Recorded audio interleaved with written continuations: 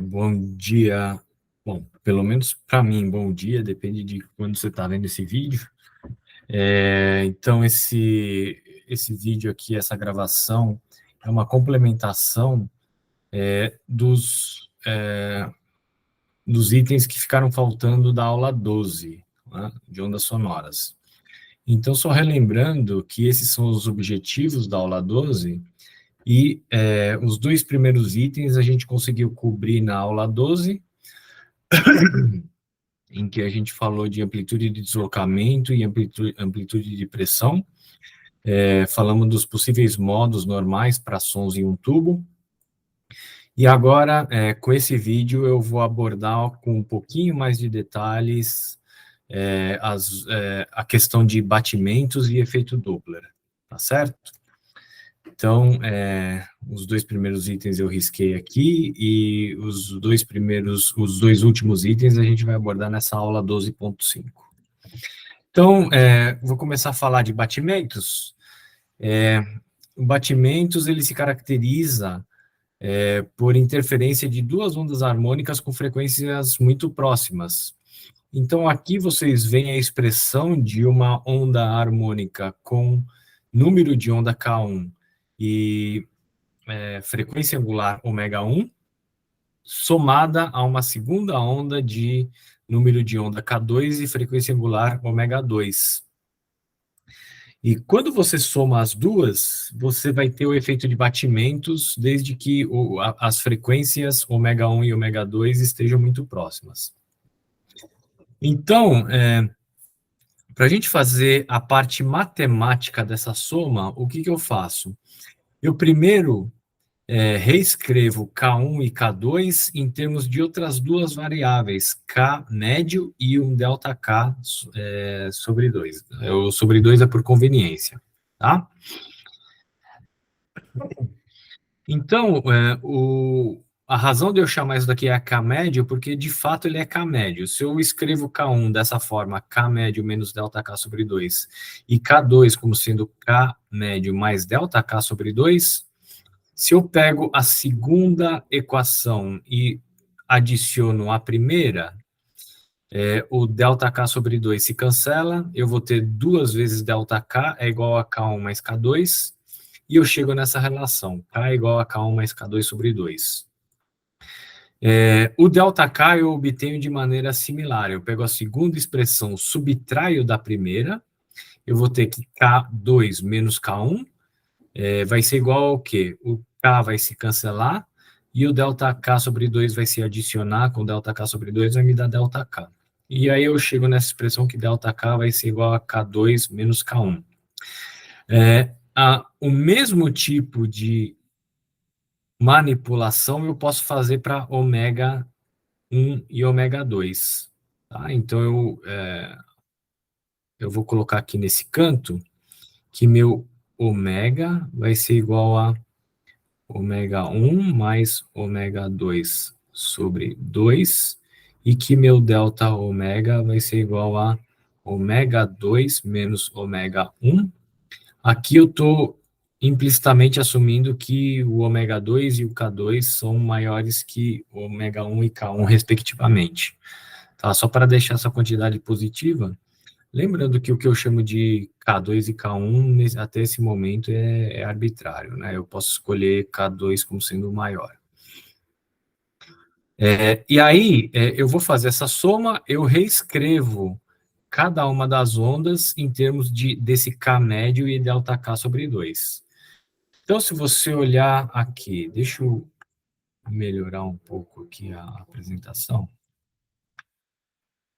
Então, se você olhar como que essa soma está escrita, cosseno de K1x menos ω1t, eu consigo reescrever ele dessa maneira. K1 é igual a K menos ΔK sobre 2, que multiplica x, certo? E ω1 vezes t, eu reescrevo ele como ω menos ΔK sobre 2. Opa, aqui é o análogo, né? Ω menos ΔΩ sobre 2t. Então, essa daqui é a primeira expressão. E a segunda expressão é K mais ΔK sobre 2, que multiplica X, menos, aí o ômega 2 eu reescrevo ele como ômega mais delta ômega sobre 2, que multiplica T. E se eu reescrevo a forma das ondas originais dessa nova maneira, essa nova maneira me permite identificar o argumento como sendo soma e subtração de duas quantidades que eu vou chamar de A e B. Então, olha só, aqui eu junto Kx menos ômega t na primeira expressão, e na segunda expressão eu coloco o sinal menos, aí esse ΔK sobre 2 vai entrar dentro do parênteses, ΔK sobre 2x, e esse menos fica incorporado aqui, o outro menos eu tenho que levar em consideração, está aqui dentro, certo? Vou ter delta ômega sobre 2 que multiplica t. Isso para a minha primeira onda. E para a segunda onda, eu faço a mesma coisa. O Kx menos ômega t eu separo, Kx menos ômega t, e o outro termo eu escrevo como mais ΔK sobre 2x, o termo que ficou em vermelho que sobrou, né? Mais ΔK sobre 2x, e aí esse menos vai entrar dentro do parênteses, menos delta ômega sobre 2, que multiplica o t. Tá? E com isso, o que eu identifico? Eu identifico que a primeira onda é um cosseno de subtração de um termo que eu vou chamar de A menos B, enquanto que a segunda onda vai acabar sendo o mesmo termo A mais B. Tá? E essa soma a gente fez para ondas estacionárias. É muito parecido, não é que a gente fez a mesma coisa, mas ela é um truque muito similar ao que a gente fez em ondas estacionárias. E, no final das contas, o que eu vou ter? A soma dessas duas ondas originais vão ser A vezes cosseno de A menos B, mais A cosseno de A mais B. O fenômeno de batimentos, ele necessariamente precisa que as amplitudes das ondas originais sejam iguais? Não. Você pode ter o efeito de batimento com as amplitudes diferentes, que é o que acontece na prática. Só que, por questão de você ter um resultado matemático, é conveniente que as amplitudes sejam iguais para a gente entender como que ocorre o efeito de batimentos, tá? Então, o caso das amplitudes serem ligeiramente diferentes é só um complicador matemático, não ajuda a gente a entender o fenômeno de batimentos.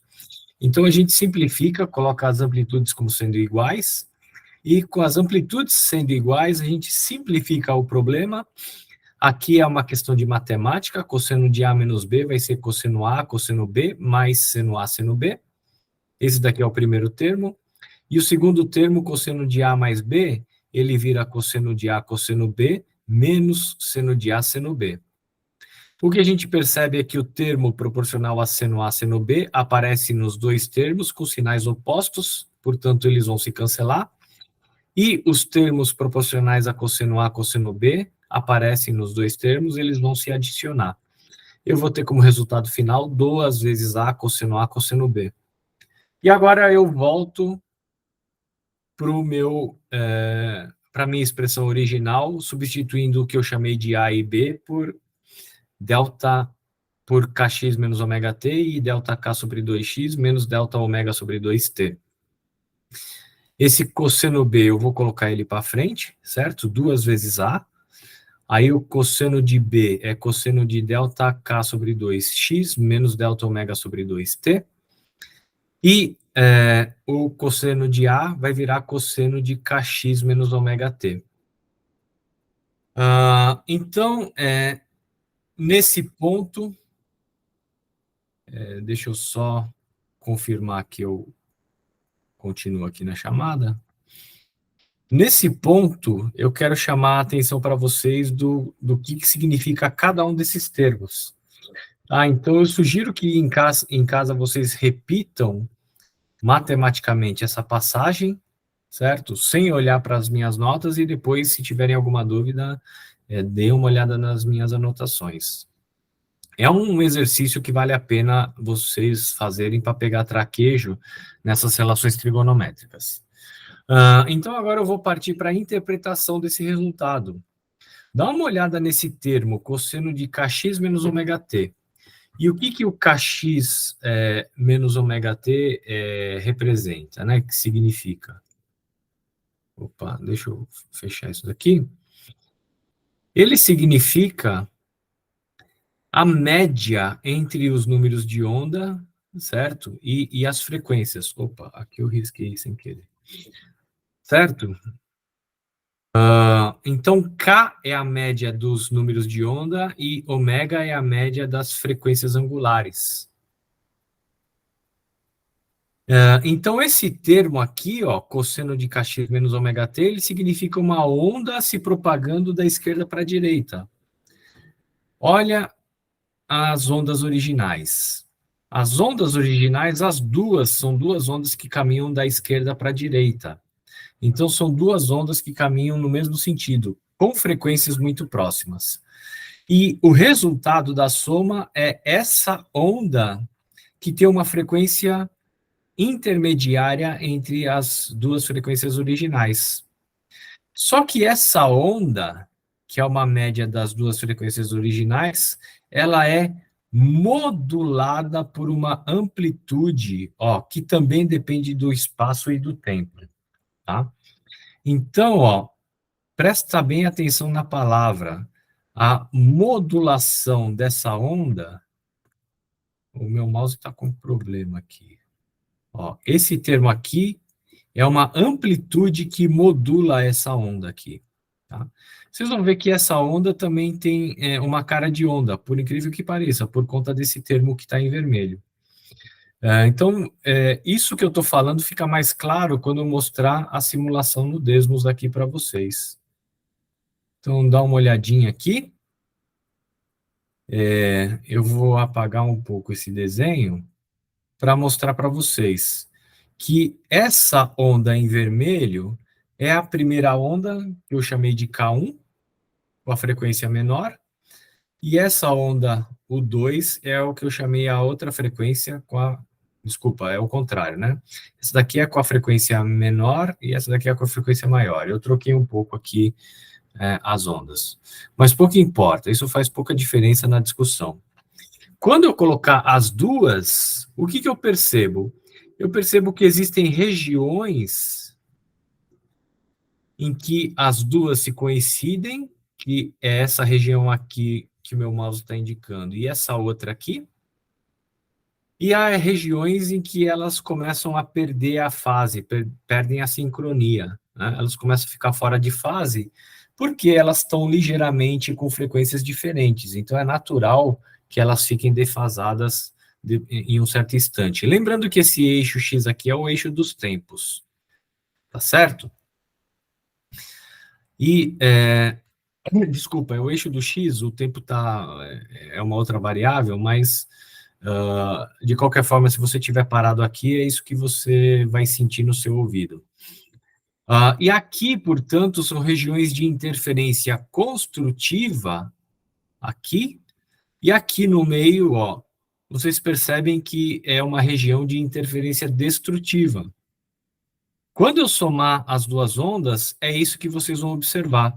Padrão de interferência construtiva, aqui, e padrão de interferência destrutiva, que é essa linha azul. Vocês podem perceber também que essa linha azul, ela vibra numa frequência muito próxima das frequências originais. Então, existem dois padrões aqui de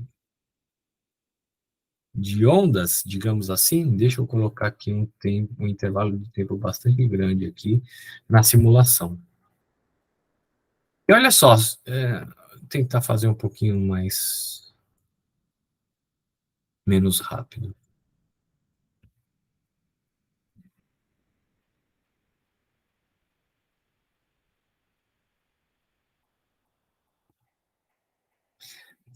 Opa, agora ficou lento demais. Então, se o meu ouvido está parado aqui nessa extremidade, o que eu ouço? Deixa eu tirar as ondas originais. O que o meu ouvido ouviria? Ouviria um som com uma frequência próxima das frequências originais. Então, se as frequências originais estão próximas do tom Lá, essa onda também tem uma nota muito próxima do Lá. E aqui o meu ouvido, o que ele ouve? Ele ouve um som com nota Lá, e a intensidade dele, que é proporcional à amplitude, cresce, ó, de acordo com essa modulação aqui, ele cresce e depois o que vai acontecer? Esse som, a intensidade desse som vai decrescer. Depois que ele cresce, ele vai decrescendo. Aqui está muito devagar, deixa eu... Opa, como é que eu ajusto isso? Aqui, deixa eu fazer ele ser mais rápido.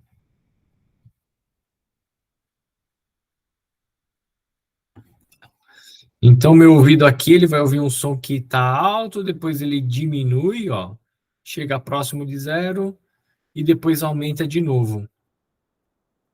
Esse efeito é o tal do efeito do batimentos, né? Então, é você ouvir um som que aumenta e diminui, aumenta e diminui numa certa frequência, tá certo? E deixa eu fazer um pause aqui nessa simulação. Essa frequência de batimentos está associado a esse padrão que eu coloquei aqui em linhas pretas. Então, olha só, a soma, essa linha azul, as oscilações são caracterizadas por esse termo aqui da equação. Tá? Ele oscila para cima e para baixo de acordo com esse cosseno de kx menos ômega t, a linha azul aqui. E essa parte aqui, cosseno de ΔK sobre 2x menos delta ômega sobre 2t, ele diz respeito a essa parte azul aqui, ó. Vocês podem ver que eu coloquei 2 vezes A cosseno de dkx menos d ômega t. Esse dk é ΔK sobre 2 e o d ômega é delta ômega sobre 2. Tá? Então, foi isso que eu grafiquei nesse desmos aqui. Aí eu coloquei 2A e menos 2A, porque uma é o pacote de cima, né? De cima ou de baixo nessa região aqui, enquanto que o outro fecha o desenho. Se eu pegar somente uma delas, o que eu percebo? Eu percebo que esse padrão tem associado a ele um comprimento de onda, portanto, uma frequência associada, né?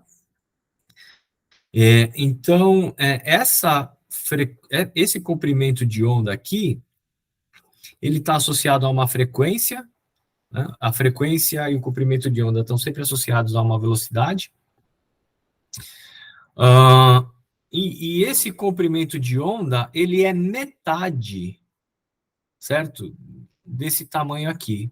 O tamanho desse padrão aqui, que na última aula eu chamei de goma de mexerica. Isso aqui parece uma goma de mexerica, certo? 2 gomas de mexerica correspondem a um comprimento de onda, ou também correspondem a 2 vezes a frequência de batimentos. Então, onde que eu quero chegar com essa discussão? Eu quero chegar na discussão de frequência de batimentos. Então, você tem agora, vamos discutir agora esse lado aqui da equação, certo? Que dá o padrão dos batimentos. Então, deixa eu tirar esse desmos daqui. Então, eu vou falar agora desse pedaço aqui, certo? Esse pedaço aqui, ó, se você fizer um gráfico desse cosseno de ΔK sobre 2x menos delta ômega sobre 2t, em função do tempo, agora aqui é o eixo do tempo, você vai ver o mesmo padrão, certo? Associado a essa função, só que agora em função do tempo, E esse tempo aqui de 2 gomos de mexerica corresponde ao T entre parênteses, desculpa, entre aspas, que eu vou chamar de T entre aspas, que é o período correspondente a essa função aqui matemática. Só que o período de batimentos é o período entre 2 máximos que o teu ouvido capta. Certo? Então, só para mostrar mais uma vez, é o período entre os máximos de intensidade de batimento que o teu ouvido capta. Então, é fácil perceber que esse período de batimento é metade do período relacionado a essa função aqui, né? Então, do ponto de vista matemático um pouquinho mais rigoroso, eu pego esse delta ômega sobre 2 que está dentro dessa função cosseno e associo ele a 2π sobre um período entre aspas, que é esse período aqui. Tá legal? Aí eu faço a relação inversa, esse período entre aspas é 2 vezes π dividido por delta ômega sobre 2. Aqui eu passo isso aqui multiplicando para lá e o delta ômega sobre 2 passa dividindo. Isso daqui vai me dar 4π sobre delta ômega. Agora, o período de batimento é esse período, entre aspas, sobre 2, que é 2π sobre delta ômega. Se você pegar o período T, entre aspas, e dividir por 2, vai dar 2π sobre delta ômega, que foi o que eu escrevi aqui. Portanto, o delta ômega vai ser 2π sobre o período de batimento. Tá? E o inverso do período de batimento é o que a gente chama de frequência de batimento. Então, o delta ômega está relacionado a 2π vezes a frequência de batimentos dessa forma. Só que o que é delta ômega? Delta ômega foi o que eu defini lá em cima. É ômega 2 menos ômega 1. E o que é ômega 2 menos ômega 1? 2π F2 menos 2π F1. E se eu coloco em evidência o 2π, eu vou fazer isso daqui agora, 2π F2 menos F1, eu identifico a frequência de batimentos como sendo a simples diferença entre as frequências. Tá bom? Então, se você não acompanhou a explicação, reveja o vídeo mais uma vez, tente entender as passagens, mas no final do dia, o que importa? O que importa é essa relação aqui. A frequência de batimentos é simplesmente a diferença das frequências das ondas originais. Então, o fenômeno de batimentos e os exercícios associados normalmente se traduzem a você entender essa fórmula, saber aplicar essa fórmula e saber aplicar também como que você acha o período de batimentos, ou sabendo o período de batimentos, como é que você descreve a frequência e assim por diante. Tá bom? Só para vocês terem uma ideia um pouquinho mais aprofundada do assunto, eu não sei por que não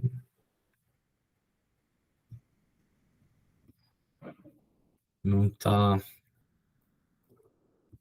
tocando nesse browser. Deixa eu abrir outro browser e esse vídeo aqui, que eu acho que vale a pena para vocês. De qualquer forma, tem o link aqui nos slides. Vamos ter que passar a propaganda, como sempre. Né? E para a gravação não ficar muito longa, eu já vou me adiantar no ponto que interessa. Agora vamos modificar a frequência de vibração de um dos diapasões, ajustando a posição do pezinho na extremidade.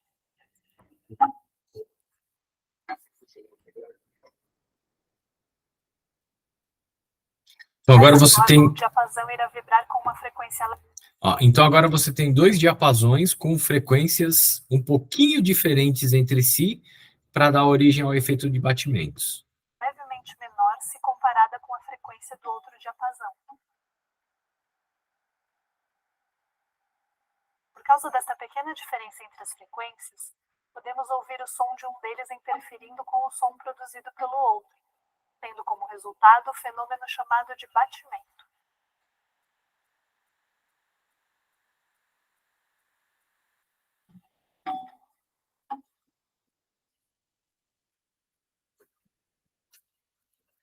Viu? Então, nesse vídeo, se você ouvir com atenção, dá para você perceber o efeito de batimentos. É aquele som.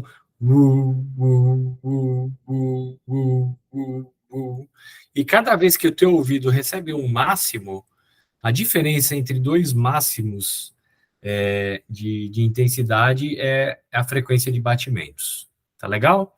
Eu vou deixar outros dois links aqui no slide. São páginas em inglês, né? Mas eles têm simulações e alguma explicação desse efeito para quem tiver mais interessado. Beleza? Deixa eu passar agora para o efeito Doppler. O efeito Doppler, ele diz respeito a movimentos, tanto da fonte quanto do ouvinte, com relação a ondas sonoras. O lado direito, o lado esquerdo da figura ilustra a situação em que tanto o alto-falante quanto o ouvinte, no caso o microfone, estão parados. Então, você vê aqui o intervalo, né, de período, o instante de 2 vezes o período, ele emitiu, a fonte emitiu 2 frentes de onda, e essa frente de onda segue em direção ao observador, que é o microfone. Nesse instante aqui, ó, a primeira frente de onda atinge o microfone, no período seguinte, a segunda frente de onda e assim por diante, e aí o padrão da onda em função do tempo é dado por esse gráfico aqui abaixo. No caso de eu ter um alto-falante se aproximando do microfone, presta atenção no que eu vou falar. O microfone, ele vai na direção do observador, e olha só, ele emite um pulso aqui, e em seguida ele emite outro pulso, ele vai emitir o segundo pulso deslocado da posição que ele estaria se ele tivesse parado, né? E qual é que é a consequência disso? A consequência disso é um encurtamento do comprimento de onda. Então, presta atenção, fonte em movimento implica no quê? Implica num encurtamento do comprimento de onda. Olha só, esse meu primeiro dedo vai ser a primeira frente de onda. O segundo dedo, a segunda frente de onda. E isso daqui é o comprimento de onda, certo? No caso da fonte parada, é isso. Fonte parada é isso. Depois o segundo. No caso da fonte andando, é isso, ó. Primeiro, aí depois o segundo, ele está aqui, ó. O comprimento de onda ele fica menor por conta desse efeito. Tá, isso fica ilustrado nesse desenho. E esses comprimentos de onda menores se propagam no ar com a velocidade do som, e a relação V igual a lambda vezes F, né? Se o lambda diminui, significa que o F aumenta, a frequência aumenta. Então, o microfone vai ouvir uma frequência maior do que se o alto-falante tivesse parado. Esse é o tal do efeito do bombeiro, né? Quando o bombeiro está tocando a sirene, quando ele está se aproximando de você, você sente um som mais agudo do que se a sirene tivesse parada. E logo depois que o caminhão de bombeiros passa, aquilo que você via muito agudo passa a ficar grave, o som fica mais grave. Então você vê um e depois que passa Por quê? Porque quando o microfone se afasta, o efeito do microfone se afastar é um comprimento de onda maior. Então, olha só, ele emite aqui a primeira frente de onda, e se ele está se afastando, ele vai emitir a segunda frente de onda aqui, ó, caminhando para o observador. O comprimento de onda fica maior com relação ao comprimento de onda se ele tivesse parado. E comprimento de onda maior significa frequência menor. Tá? Então, no caso da aproximação, frequência maior, e é isso que o ouvido detecta. Agora, deixa eu já abordar fisicamente o que acontece quando a fonte está parada e o observador está em movimento. Então, aqui é semelhante ao slide anterior. No caso do microfone se aproximando do alto-falante, olha só, os padrões se propagam da mesma maneira que do lado esquerdo. Então, do ponto de vista da fonte, nada muda. O que muda é para o observador. O observador, agora, ele vai receber frente de ondas em intervalos de tempo menores do que se ele tivesse parado. Ó, de acordo com a figura, se o microfone tivesse parado, ele receberia a primeira frente de onda em 5T maiúsculo, 5 vezes o período. Só que nesse caso, dele estar em movimento, ele recebe a primeira frente de onda antes. Tá? Como consequência, o que acontece? Ele percebe um período menor, um intervalo menor entre duas frentes de onda, e, portanto, ele percebe uma frequência maior, certo? A frequência do som vai aumentar para ele. Então, o ouvido dele vai sentir isso daqui. Como que eu traduzo isso matematicamente?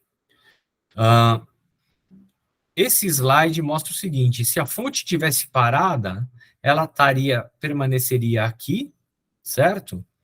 Então, a fonte parada está traduzida nesse código de cor azul. Ele emitiu o primeiro pulso, e o primeiro pulso chega aqui ao observador em t igual a 0, certo? Quando o primeiro pulso chega a ele em t igual a 0, se a fonte tivesse parada, a segunda frente de onda estaria aqui. Tá? Vamos supor, numa certa frequência, tá legal? Então, se a fonte tivesse parada, a segunda frente de onda está aqui, mas a fonte está em movimento. Então, a fonte em movimento significaria o caso vermelho, e se a segunda fonte está deslocada desse tanto aqui, certo? Por estar em movimento, a segunda frente de onda está aqui, num valor Δx que corresponde à distância que a fonte andou em movimento nesse intervalo de tempo entre a emissão do primeiro pulso e o segundo pulso. Tá bom? Então, olha só.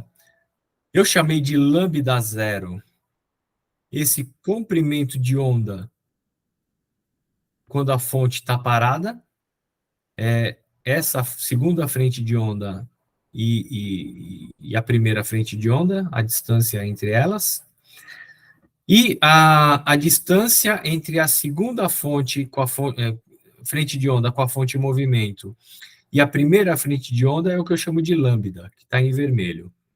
Então, a relação entre lambda, lambda zero e Δx está ilustrada aqui nessa figura. Lambda zero é igual a lambda mais Δx, não é difícil de enxergar. Portanto, lambda é igual a lambda zero menos Δx. Isso no caso da fonte se aproximando. Então, lambda igual a lambda zero menos Δx no caso da fonte se aproximando. E se eu aplicar o mesmo raciocínio que eu montei para vocês, com a fonte se afastando, esse xizinho vermelho estaria desse lado, essa frente de onda vermelha estaria para o lado de cá, e o Δx estaria deslocado para cá, no sinal oposto. Então, não é difícil perceber que a relação entre lambda, lambda zero e Δx seria mais no caso da fonte se afastando. Beleza? Daqui para frente, o desenvolvimento matemático é relativamente simples. Lambda, que o observador ouve, vai ser sempre velocidade do som, porque o som está se propagando no ar, certo? Vezes o período desse novo comprimento de onda. O lambda zero é a velocidade do som vezes o período que a fonte estaria emitindo se ela tivesse parada, certo? Então, isso daqui é quase que um copiar e colar para situações diferentes, né? É a mesma fórmula, só que com quantidades físicas diferentes. E aqui esse menos mais, O ΔX é simplesmente a velocidade da fonte, o quanto que a fonte vai estar em termos de velocidade, vezes o período entre dois pulsos. Tá? Entre dois pulsos, a fonte anda essa distância aqui. E o período entre dois pulsos é o quê? É a velocidade da fonte vezes o T0. Tá? Desculpa, o período não, o ΔX. É o quanto que a onda andou vezes o período. Agora eu coloco o período em evidência, vai sobrar o quê? Velocidade da fonte menos mais U da fonte. Tá? Então, U da fonte eu chamei da velocidade da fonte.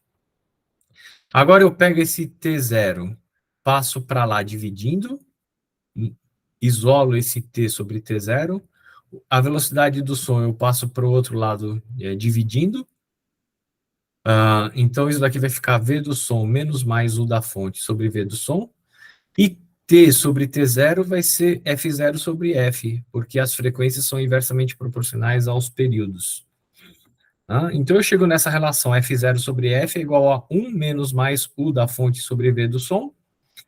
Aí eu isolo o F, passo o F para o lado de lá, isso daqui passa dividindo o F0. Eu chego nessa relação. A frequência que o observador vai sentir é a frequência que a fonte emite, que eu chamei de F0, dividido por esse fator. Então, se você não acompanhou todo o raciocínio lógico, vocês podem rever o vídeo mais de uma vez até entender. Mas o importante é vocês saberem aplicar essa forma aqui. E, mais ainda, saberem entender o que essa forma significa. Né? Então, se a fonte está se aproximando, eu pego esse sinal menos, por quê?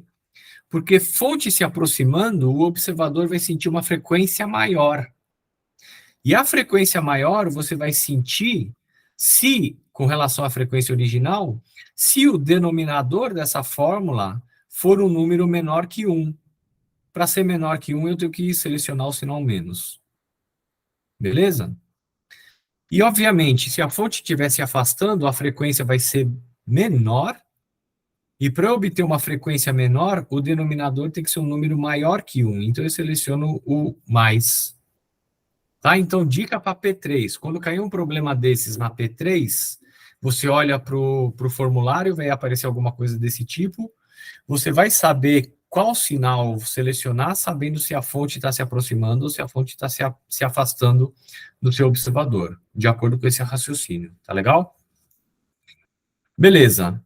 Agora vamos analisar o outro caso, o caso em que o observador está em movimento e a fonte está parada. Então, ilustrativamente, seria essa situação. Aqui eu vou usar U do observador e não V do observador. E aqui está o mesmo desenho para tentar explicar a matemática, né? Traduzir a física em matemática.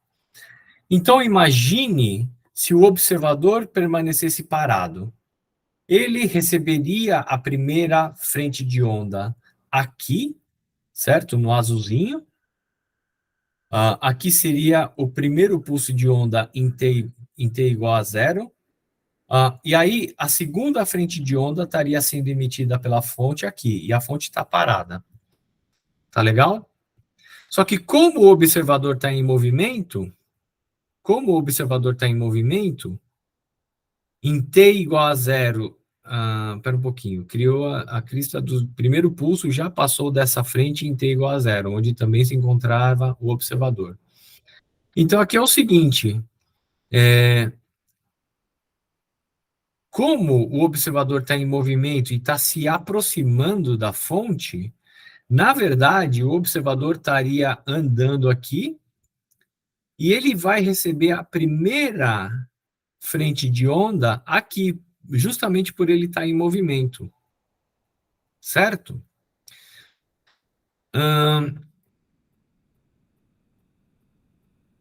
Aqui eu falo de primeira crista de onda e segunda crista de onda. Esse desenho aqui, eu precisaria ter entendido melhor ele, né, tá? Mas Imagina o seguinte, passou a primeira crista em t igual a zero, agora nós estamos analisando a segunda crista. Passou em t igual a zero, agora, se... Agora, passou a primeira crista, agora se o observador está parado, ele ouve a segunda crista aqui em t igual a t0. Né? Se ele tivesse parado, o segundo pulso de onda passaria aqui em t igual a t0. Tá legal? Só que antes de t0, presta atenção, antes de t0, pelo fato do observador estar se aproximando, antes de t0, o observador já recebe o segundo pulso no instante de tempo t menor que t0. Por quê? Porque o observador está em movimento nessa direção aqui, certo? Então, essa linha apontilhada seria somente o caso do observador estar parado. Ele receberia a segunda frente de onda no instante de t igual a t0, que seria maior que t.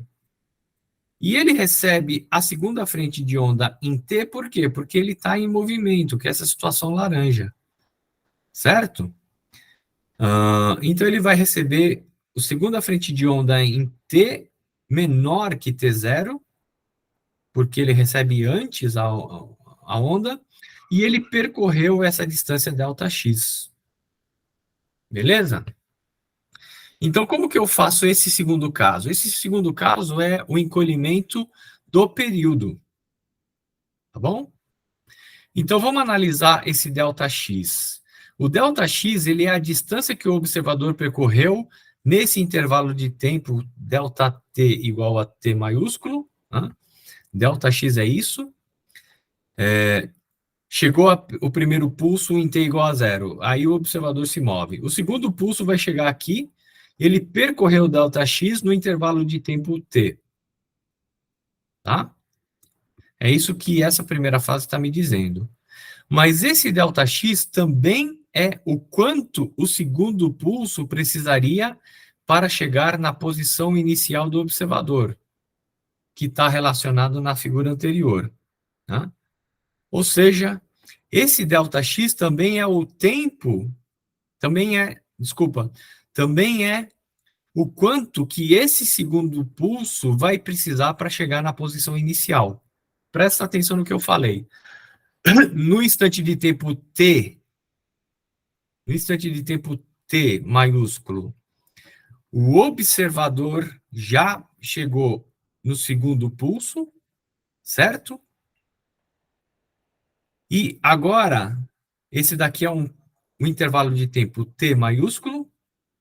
Agora, se eu esperar o tempo fluir até ele chegar no t0 maiúsculo, o segundo pulso vai atingir a posição em que o observador estaria se ele tivesse parado.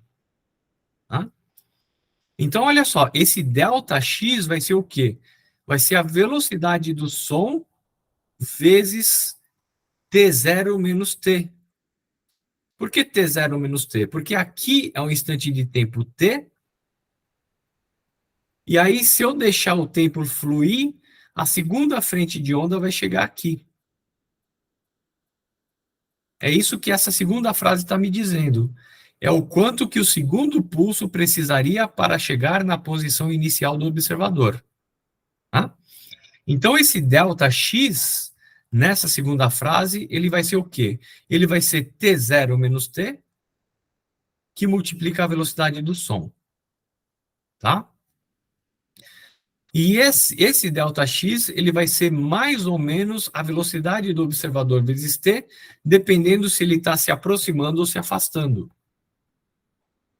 Então, se o observador tivesse se afastando da fonte, esse ΔX seria negativo em relação a essa posição aqui, né? E o T vezes ΔX teria que ter um sinal negativo, porque esse ΔX seria negativo. Então, o mesmo raciocínio se aplica se o observador tivesse se afastando, e você chegaria à conclusão que esse ΔX seria menos a velocidade do observador vezes o período que ele estaria observando. Tudo bem? Então, isso que eu falei para vocês é fácil de entender com o observador se aproximando, um pouquinho mais difícil de entender se o observador estiver se afastando, mas o raciocínio é o mesmo, tentem reproduzir logicamente esse raciocínio. Bom, com o raciocínio eu reproduzi esse tipo de relação, e a partir desse tipo de relação eu faço a manipulação matemática para isolar o t do t0. Né? Então, se eu quiser isolar o t, eu pego esse termo aqui, menos t vezes a velocidade do som, e jogo para o lado esquerdo dessa relação agora. Agora eu só vou analisar, só vou analisar esse lado da relação, certo? Da igualdade. Quando eu jogo menos t vezes a velocidade do som, ele vira t mais velocidade do som, que é esse termo aqui. Esse termo aqui é o que estava original aqui do lado esquerdo. E o t0 vezes a velocidade do som é o que fica do lado direito. Agora eu faço aquele mesmo truque matemático. Eu pego esse t0 aqui e recebo o t dividindo. Então, o t0 dividido por t. Aí passo a velocidade do som dividindo. V do som mais ou menos o do observador dividido pelo V do som. E essa razão vai me dar 1 mais ou menos U do observador dividido pelo V do som. E como T0 sobre T é V sobre F sobre F0, eu chego nessa relação, que o F é igual a F0, que multiplica 1 mais ou menos U do observador sobre V do som. Lembrando que o sinal mais é o observador se aproximando e o menos é o observador se afastando. Agora, a lógica do sinal segue a mesma lógica da fonte em movimento. Né? Então, se o observador está se aproximando, ele vai ouvir uma frequência maior.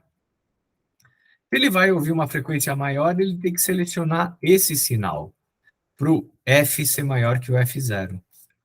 Agora, para o F ser menor que o F0, ele vai ter que selecionar esse sinal aqui. Né? Por quê? Porque o observador está se afastando. Se o observador está se afastando, ele vai ouvir uma frequência menor do que a frequência da fonte. Então, por lógica, o F0 tem que multiplicar um número menor que 1. Tudo bem? Então, é óbvio que todos esses efeitos, eu estou considerando sempre a velocidade da fonte ou do observador menor que a velocidade do som.